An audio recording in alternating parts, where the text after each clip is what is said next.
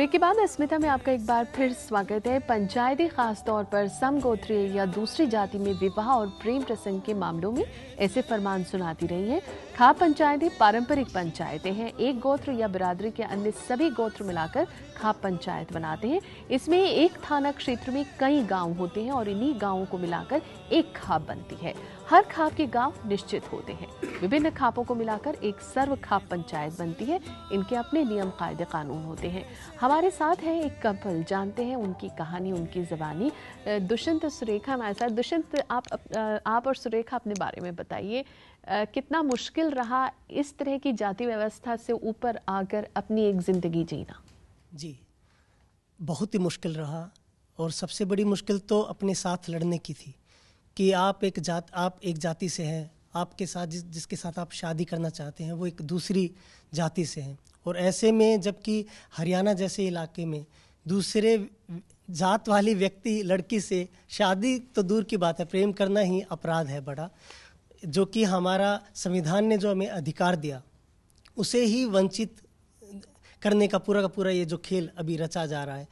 और इस पूरे खेल के हम दोनों साक्षी रहे हैं। और साथ में मैं ये बताना भी चाहूँगा कि हम लोगों ने जब एक दूसरे से हमारे जब विवाह हुआ तो उससे पूर्व सब लोगों ने पूछा कि आपका प्रेम कैसे हुआ, कि एक नज़र में प्रेम हो गया। तो मैं कहना चाहता हूँ कि एक नज़र का प्रेम नहीं था। ये आपस में एक व्यक्ति का दूसरे व्यक्ति के प्रति सम्मान, और एक हम दोनों साहित्य से जुड़े हुए थे तो इसलिए आपस में मिले यूनिवर्सिटी में, और स्वाभाविक है एक तरह का प्रेम हुआ, अच्छा प्रेम हुआ।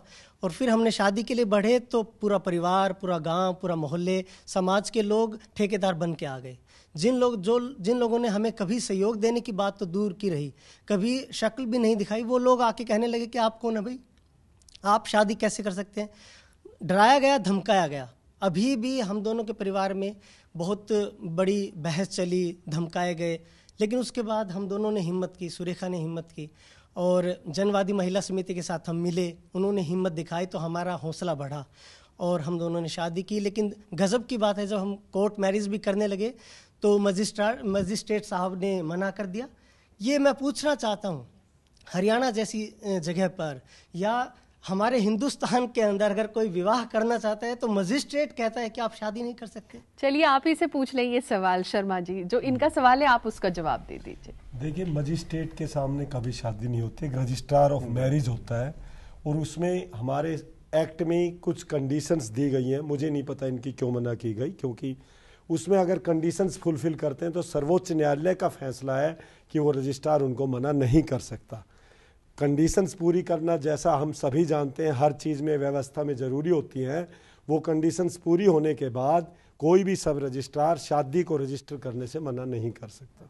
मैं यहाँ पे रखना चाहूँगी एक अनुभव, जो जज साहब ने कहा वो एक चीज़ है, लेकिन व्यवहारिक तौर पे जब देखते हैं कि सोनीपत के अंदर, सोनीपत का ये केस है, एक युवा लड़का लड़की DU से पढ़ा हुआ, बहुत दोनों ही वेल एजुकेटेड, और पूरा चॉइस मैरिज के लिए वो आगे आए, करना चाहते थे। लेकिन सोनीपत में जो भी रजिस्ट्रार ऑफ मैरिज और whatsoever who is responsible from the state machinery, उनके सामने जब उनको लेके आए तो वो जो बंदा था उसने अपने रूम में लाठी रख रखी, बोला मेरी जात की लड़की ने लेकर भाजन की सोचा है और तेरी हिम्मत क्यों कर पड़ गई, मतलब आड़ा आन की। वहाँ पे एडवोकेट खड़ा है, वहाँ पे मतलब विमेन ऑर्गेनाइजेशन के रिप्रेजेंटेटिव हैं, वहाँ पे 2 वेल एजुकेटेड यूथ खड़े हैं जो मतलब अपनी जिंदगी के बारे में फैसला कर सकते हैं। लेकिन ऑफिशियली ये हुआ और तमाम मतलब कोशिशों के बावजूद उन्होंने वो शादी जो है उन युवा लड़के लड़की की होने नहीं दी। जो वो शादी कर रहे थे, मतलब कहीं से उनके घर वालों को इन्फॉर्म किया गया, जब ये जद्दोजहद चल रही थी तो आके दोनों को पकड़ के, और मतलब वो उसके घर और वो उसके घर।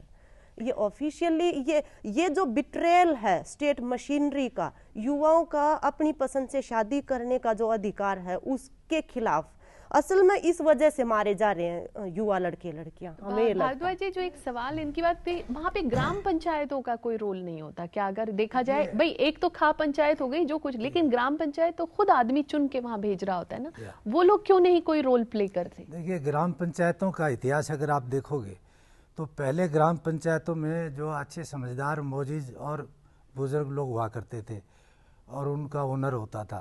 आज जो गांव पंचायत का अगर आप देखोगे स्ट्रक्चर, तो गांव पंचायत के सरपंच ज़्यादातर वो होते हैं मतलब जिनके बारे में जानते हैं कि भाई वो किस प्रकार से सरपंच बने हैं, कैसे दारू पिला करके बने हैं, कैसे पैसे का वो करके, मतलब ज़्यादातर इस टाइप के जो यूथ जो है जिसकी बहुत ज़्यादा एक्सेप्टेबिलिटी नहीं है, लेकिन वो इस तरह से वो सरपंच बन जाते हैं।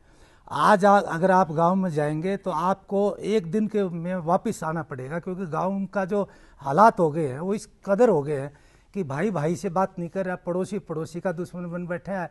और गांव में जो है, जो पहले बिरादरी थी, हुक्का पीते थे बैठ करके दरवाज़ों में, बैठकों में, वो सब बंद हो गया है। और इतनी जेलसी है गाँव में। ये एटमॉस्फेयर किसने क्रिएट किया? इसी पंचायत ने किया, इसी तरह के लोगों ने किया। अब जब ये जो नई जो जनरेशन है जो पढ़ लिख करके, और इस तरह कई परिवार गांव को छोड़ करके शहरों में आ गए हैं, और वो शहरों में जो है, अब ये जनरेशन जो है, मैं एक मिनट, ये जनरेशन जो है ये थोड़ा इन प्रतिबंधों से ऊपर उठना चाह रही है। हमने कभी नहीं बताया अपने बच्चों को कि हमारा गोत्र क्या है, हमने कभी नहीं बताया अपने बच्चों को कि ये तुम्हारे रिश्ते में गाँव वाले क्या लगते हैं, तुम्हारा क्या संबंध है। आप फिर उनसे क्या एक्सपेक्ट करते हैं? इस तरह की कोई बात होती है फिर आप मारने चलते हैं उनको। तो पंचायत का कहीं ना कहीं पंचायतें जो है वो मूक दर्शक बनी हुई है। मूक दर्शक डिस्ट्रॉय करने में विलेज कम्युनिटी का सबसे बड़ा जो आज की पंचायत का रोल है। ये जो नए नए सरपंच यही खाप पंचायत के चौधरी बनते हैं, और यही जो है ऑनर किलिंग के नाम से अपनी छाती फुला करके लोगों में जाते हैं। दारू पीना उनका काम है। मतलब ताश खेल लेंगे पूरा दिन, शाम को दारू पियेंगे। ज्यादातर, हर एक नहीं कह रही मैं, ज्यादातर लोग। और जो महिलाएं हैं, महिलाओं के सिर पे ये आ गया कि वो अपने हिस्से का तो काम करती थी, अब उनके हिस्से का भी करना पड़ता है उनको। अपने बच्चों के साथ जो संवाद चाहिए, जो बातचीत चाहिए, जिस तरह का समय चाहिए, वो संवाद उनके साथ हो ही नहीं रहा, बच्चों के साथ ही नहीं हो रहा। चीमा जी है वैसे। चीमा जी, खाप पंचायतों की एक खास मांग रही कि हिंदू विवाह अधिनियम में परिवर्तन हो ताकि उनकी जो सामाजिक परंपराएं हैं उनकी रक्षा की जा सके। देखिए, मैं इस चीज़ के लिए बोलूँगा कि Hindu marriage act specifically provide करता है स्पिंडा रिलेशनशिप और प्रोहिबिटेड रिलेशनशिप। अगर आप 3 डिग्री फीमेल से 5 डिग्री मेल असेंडेंट से कवर होते हो तो आपकी शादी तो वैसे ही वैलिड नहीं है लीगली। तो जब कॉन्स्टिट्यूशन, जब Hindu marriage act law, Indian law आपको ये चीज़ें प्रोवाइड कर रहा है कि आप इन चीज़ों को छोड़ के, तो इसका ये कोई मतलब नहीं है कि आप सारी चीज़ें छोड़ दो, अपने गाँव में मत करो, अपना नेबरहुड में मत करो, कहीं मत करो। कानून तो खुद आपको ये मौका दे रहा है ना कि आप इस चीज में शादी करते हो तो वैलिड नहीं है, तो इतना तो कानून को माना जा सकता है। देखिए समीना, बड़ा इंटरेस्टिंग अभी डिस्कशन हो रहा था। तो मतलब मुझे लगता है कि प्रेम करने से पहले आपको जिससे आपको प्रेम करना है उससे उसका पूरा बायोडाटा पूछना होगा। और कि आपको बायोडाटा पूछने की जरूरत नहीं है। एटलीस्ट जो आपका फुल ब्लड है, हाफ ब्लड है, यूट्रिन ब्लड है, नहीं, ये सारी चीजें तो पूछनी होंगी। इतना तो कम से कम आदमी जानता होगा कि फुल ब्लड में कौन आता है। रियल ब्रदर ही आएगा, रियल ब्रदर से तो आप शादी नहीं करोगे। मुझे नहीं लगता कि कहीं कोई रियल ब्रदर से इस तरह का कोई हमारे भारतीय जो प्रोहिबिटेड रिलेशनशिप में यही चीजें आती है। देखिए, ये वही डिस्कशन आ गया, हमारा डिस्कशन वही पहुंच गया कि कुछ ऐसी चीजें समाज में, कुछ मार्जिनलाइज्ड ग्रुप जिनको पावर एंड वेल्थ दिया जाता है, जिसके पीछे पॉलिटिकल मोटिव होता है, वोट बैंक होता है, उनकी कुछ ऐसी, आपको नहीं लगता कि ये जो बच्चे हैं इनकी समस्या है, ये शादी इनको हमारा लॉ उनको दे रहा है, प्रोवाइड कर रहा है, क्या ये वोट बैंक नहीं है? इनकी समस्याओं को नहीं एड्रेस किया जा सकता? बिल्कुल, इनको क्या उन्हीं पंचायतों की समस्याओं को एड्रेस किया जाएगा जो पॉलिटिकली स्ट्रांग है, जो आपको वोटर्स, वोटिंग बूथ पे आपको वोटर्स लेके जाके देती? नहीं। आज के जो पॉलिटिकल लीडर्स हैं उनको ये समझना बहुत जरूरी है कि ये हमारे जो बच्चे हैं ये पढ़े लिखे हैं, इनकी अपनी समझ है, अपनी सोच है, और ये इसमें डिसीजन ले सकते हैं। यहाँ हम इशू से हट रहे हैं मैडम। बात चली थी प्रोहिबिटेड रिलेशनशिप की। Prohibited relationship Hindu marriage act जब स्पेसिफिकली आपको प्रोवाइड करता है कि ये रिश्ता, चाहे आप हाफ ब्लड में हो, चाहे आप फुल ब्लड में हो, चाहे आप कैसे भी हो, ये प्रोहिबिटेड डिग्री है। और मेरे को लगता नहीं है कि कोई समाज या कोई कानून रियल ब्रदर के अंदर या कजन ब्रदर के अंदर, मतलब रियल ब्रदर के अंदर कोई भी समाज आपको बोलता है कि शादी कर लो। रियल ब्रदर से तो नहीं, लेकिन कजन्स में तो अलाउड है कहीं। हिंदू मैरिज एक्ट की बात करते हैं, हिंदू मैरिज एक्ट कानून उनको इस बर्बरता से, इस बुरी तरह से खत्म करने की इजाजत देता है? नहीं, वो तो बिल्कुल ही उसकी तो भर्त्सना की जानी चाहिए। जो भी इस तरह का कोई एक सवाल अगर आ गया है हमारे पास तो पूछ लें, आप अपना सवाल पूछिए।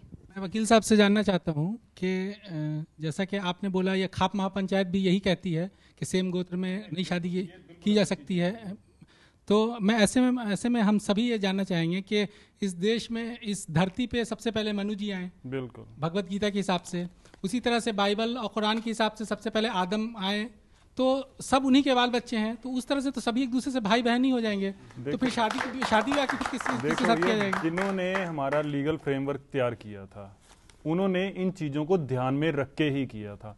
ये चीज जिन्होंने हमारा कॉन्स्टिट्यूशन बनाया था, जिन्होंने एक्ट बनाए थे, उनको भी पता था कि ये आदमी कहाँ से आया है, एडम से आया, ईव से आया, कहाँ से आया, उनको भी पता था।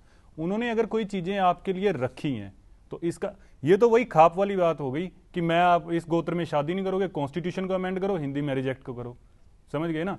अगर समाज की बेटरमेंट के लिए, अपलिफ्टमेंट के लिए कुछ एक चीजें अगर बनाई गई हैं कानून के अंदर, तो वो आदमी के उसको अपलिफ्टमेंट को देख के ही बनाई गई हैं कि आदमी की उन्नति हो। समझ गए आप मेरी बात को? एक फैमिली में आप रहते हो, एक फैमिली में भाई बहन की तरह रहते हो, तो आप उस चीज ऑब्वियसली आप मतलब कभी भी ऐसा कंसीडर ही नहीं कर सकते। इसी को कानूनी जामा पहना के हिंदू मैरिज एक्ट ने स्पिंडा रिलेशनशिप, प्रोहिबिटेड रिलेशनशिप बना दिया। कुछ अलग तो नहीं ना किया उसने।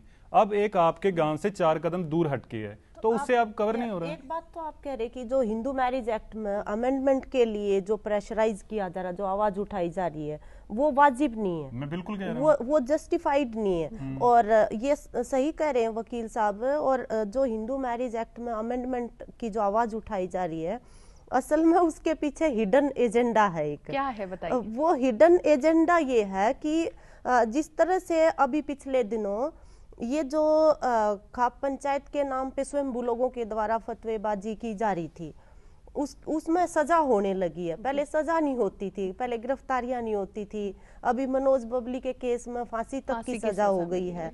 तो उन्हें लगता है कि भाई ये मतलब कैसे बर्दाश्त हो। वो तो सर्वे सर्वा बने हुए थे समाज के, मतलब ओवर एंड अबव कॉन्स्टिट्यूशन कुछ पावर्स एक्सरसाइज करते रहे हैं वो यहाँ पे, और उनके ऊपर जो अंकुश लग रहा है उससे वो तिलमिलाए हुए हैं असल में। और इस संदर्भ में हिंदू मैरिज एक्ट के अंदर अमेंडमेंट की जो बात है वो की जा रही है। असल में इस हमें ये लगता है हमारे स्ट्रगल के अनुभव के आधार पे कि कोई भी आज के दिन अमेंडमेंट होनी चाहिए, होती है, होंगी, तो वो हमारी जो डेमोक्रेसी है और जो डेमोक्रेटिक राइट्स हैं इंडिविजुअल्स के, उनको स्ट्रेंथन करने वाली अमेंडमेंट्स हो, ना कि उनको और पीछे धकेलने वाली अमेंडमेंट्स। कहीं ना कहीं आपको इस अमेंडमेंट में भी उनका ही फायदे की बात, आपको लगता है कि वो अपना फायदे की बात सोच रहे हैं। सुप्रीम कोर्ट का कहना रहा कि ऑनर किलिंग बर्बर हत्या है।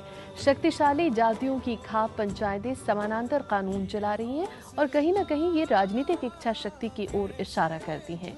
लेकिन फिर वही एक सवाल कि इसमें उन भोले भाले नव युवकों, नव युवतियों का क्या कसूर, जिन्हें इसका भुगतान अपनी जान देकर करना पड़ता है, और कहीं ना कहीं उनका पूरा परिवार निशाना बनता है जाति व्यवस्था का। ले लेते हैं हम एक छोटा सा ब्रेक, फिर और शुरू करेंगे और सवालों का दौर। रहिएगा आप अस्मिता के साथ। वेदों का सहारा लेकर 2 मासूमों की जिंदगी जान ले लेना, ये क्या सही चीज है?